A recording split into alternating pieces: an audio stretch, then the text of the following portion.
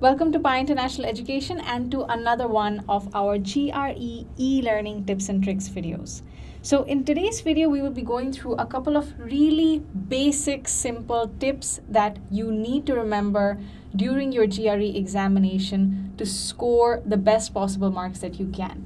Now, the first very easy, simple trick that a lot of people don't give enough attention to is that it's best to memorize the directions that are given in your exam. Now, why is this so important?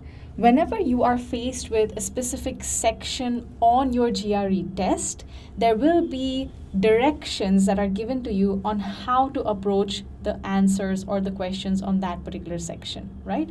So keeping the directions memorized from beforehand will mean that you can actually save time on every section, even if it means just saving about half a minute or 2 minutes on that particular section. It counts for a lot when you're actually starting the test, right? And you don't have to worry about going through all of the details in those instructions.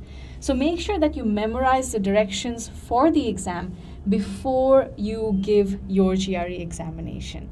Now, one other important reason why this helps is that when the screen shows you the instructions before a particular subsection, you can actually use that time to calm your nerves and to actually prepare yourself to start the next section that you have in your examination. Now, the next tip for you is that you should answer the easy questions first. Now, what this means is that every section or subsection on your examination, for every question, you'll have the exact same number of marks, right?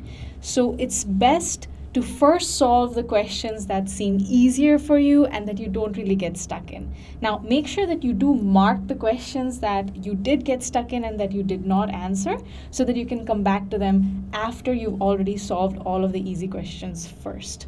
Now, what this helps you do is it helps you score all of the points that you can and leaves the difficult questions for last, where you may not have a chance of scoring 100%. The third tip that I want to share with you today is that answer every question. Now, there is no negative marking in your GRE examination. So this means even if you guess a particular question and you just randomly select an answer, that's still better than leaving a question unanswered, right?